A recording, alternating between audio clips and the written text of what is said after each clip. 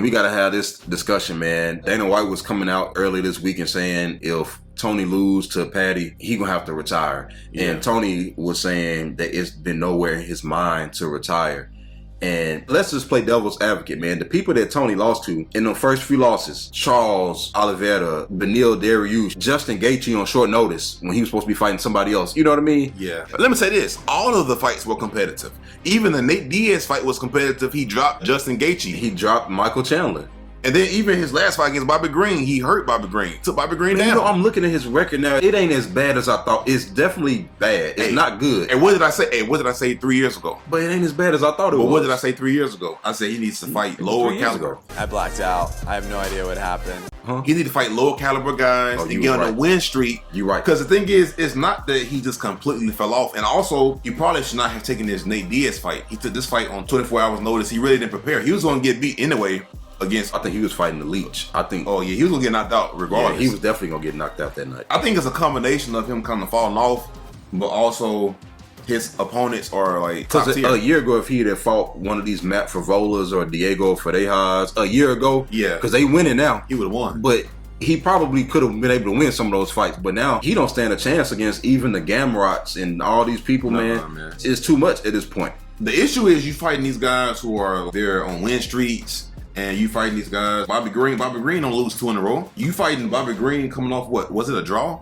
Yeah, or no contest from a head. Bobby ain't finna lose that. But the thing is, I can't explain getting submitted though by Bobby Green in the third round. Who else submitted him? Nate Diaz, the Michelin Man. No, the Nate Diaz submission, but then the front kick. See, they just doing whatever they want to Tony, and that's the problem I'm having right now. Is because dang near Humpty Dumpty could go in there and hit a flying. You know, it's funny, omoplata on him, and it might land at this point. It's funny, man, because we uploaded a short. And it was talking about Paddy Pimblett, his reaction to Tony getting knocked out. And honestly, the only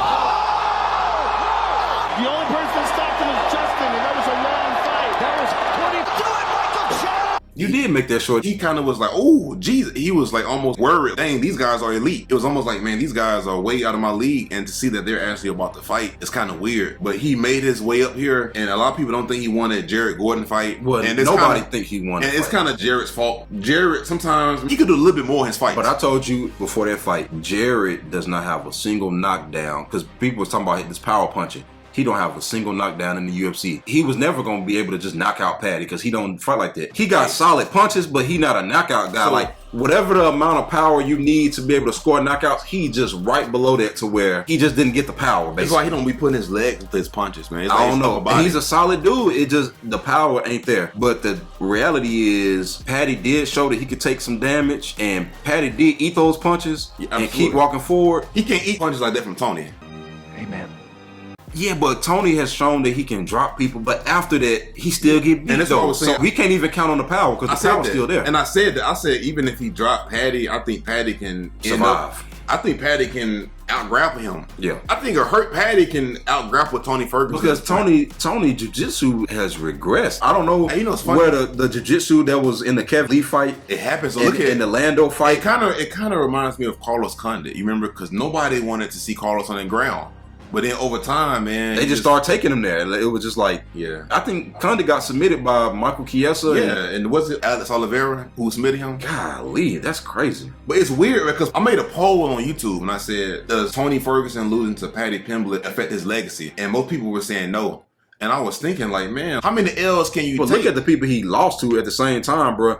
Look, Justin, Charles, Beneil, and Michael are literally in the top 5. No. But I said if he lost to Paddy. I said losing to Paddy. But Paddy, up and coming prospect. We know that talent-wise, he should never be a champion. But from a marketability standpoint, they definitely gonna give him a push. To make the money. I understand it, but some people, their rebuttal was, you could never lose your legacy. And it's like, bro, I don't know, man. BJ Penn. And another thing is, even if you can, you don't let these newcomers come and think they could beat you. This happens with Roy Jones, some of these boxers, Mike Tyson in his career. He's letting these young guys come up here who would never even look him in the eyes. Roy Jones Jr. got beat up by a Starbucks guy in his last fight. He got beat 30 seconds ago.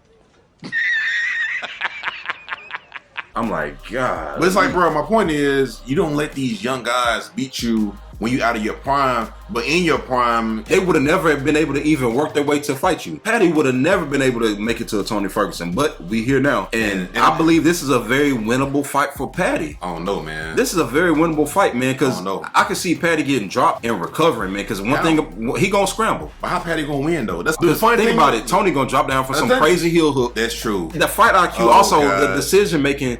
Tony, bro, he shouldn't have lost in Nate Diaz fight. You know what's funny, dude? On paper, Paddy don't have a way to win. Yeah, but in a real fight, he ain't letting none of the punches, bro. That's it. That overhand right gonna land on Tony all day, and I hate to say it. I disagree with that. Tony, the head movement ain't there, but he's so long though, man. Tony, his movement is labored, and it looked like it's hurting him. I'm saying the way he been beaten, Bobby was just quicker than him. He fought him a certain type of way. And every now and then you get a good Bobby. But Paddy don't fight like that, man. He's a brawler. The funny thing is, sometimes he be losing, and then the power kind of saves him, man. At the end of the day, even if the fight's somewhat close, who you think they're gonna give it to? Old beat up Tony or because Tony gonna lose the next fight. I hate to say it, no disrespect, unless he fights somebody outside top. So where do Tony go from here, man? Let's say win or lose. Even if he win, I mean, I don't like his mindset. His mindset is, oh yeah, I think I can still win these fights. Oh my god. That means he's got several more fights left. The funny part is, you know what's funny, dude? He could have won some of these fights. He dropped Justin Gaethje. And the fun thing is, in every other sport, they don't let Michael Jordan be 43 years old, still playing in the NBA. And you went 0 for 20 every night. And bro. Like in every sport, they let guys say, "Hey, man, it's the end of the road." Hey, but you know what's so weird, man? But I was gonna say, in MMA, it's not really like that. They let these guys continue to fight until there's nothing left. And then even somebody actually responded when I did that poll,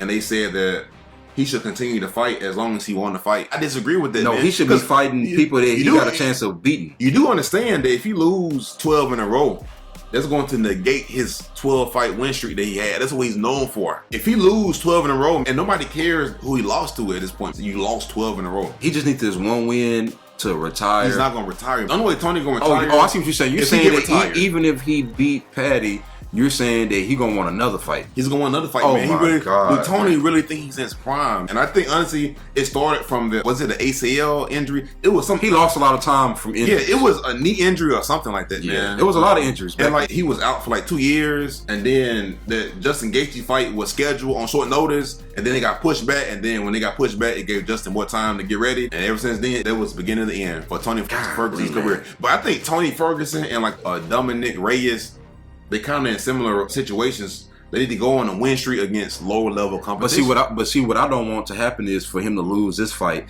and then he go to one of the like the LFA and stuff, because we've seen some of these former UFC champions going and getting beat up by people who 4-0, 5-1, people who ain't even people who don't even qualify for the Ultimate Fighter. They don't even qualify for the Contender. That man did a flying twist on Anthony Pettis. Your boy Marlon Moraes, but he was losing the UFC too, man. I know, but I'm saying it was just random people. It was somebody who fought several months ago, and I said such and such had a fight, and I think he got knocked out by somebody who was like 4 or 5-0. I'm talking about a UFC veteran, a contender, who they've been on their losing streak. You get out the UFC, and now you get beat up by people at the back of a high school gym somewhere. You notice that these guys leave the UFC, and either one or two things happen: they become champions somewhere else, or either they just go on a losing streak. There's no in between. There's like a small percentage of in betweeners who can have a decent career outside of it. Once they go on a bad losing streak. But back to this fight, man. He definitely can't get finished by Paddy. I think this is a 50-50 fight. On paper, the only thing Paddy can do to him is win a controversial decision. Man, Paddy can do whatever he wants. I don't think so, man. Them takedown, he shoot like a 3-year-old baby. His wrestling IQ. At this point, that might work. No, man. It didn't work on Jared Gordon, and unless they give Tony their check. But anyway, look at me now. Oh, I'm getting paper. Cause they do. What's the guy name? The guy who be doing the splits. I know you're talking about, man. Yeah, you might take that check like he did. But anyway, that's all, folks. What's Jordan Levitt? Yeah, Jordan Levitt. Unless they write that check the way they wrote it for Jordan Levitt, because they clearly had to write a check for him, man. I don't know what he had going. Hey, now take it back. Take it. Hey, it cleared, so hey, he good. Pay me my money. Well, I'm sure my people will be in cash. Anyway, it's going according to allegedly. I won't say allegedly. Yeah, allegedly. We gotta say that, man. Allegedly. Yeah, whatever. But Paddy versus Tony, man, it's up in the air. Regardless, whoever win this fight, they're not beating nobody else. Neither fighter can get past this tier. Paddy, if they match him up right, because if they can get him to match up with some of these other guys who lose, I'll tell you this, man. Like the funny part is Jalen Turner, like a Jalen Turner, bro, he can go out there and win a controversial decision over Jalen. That's how Jalen lose. He got 2 losses that people think he won both of them fights. And but him versus Matt Favola or Drew Dober would be some good ones too. Yeah, there would be some nice fights. That Paddy Chin versus Drew Dober. Let's see how good your chin really is.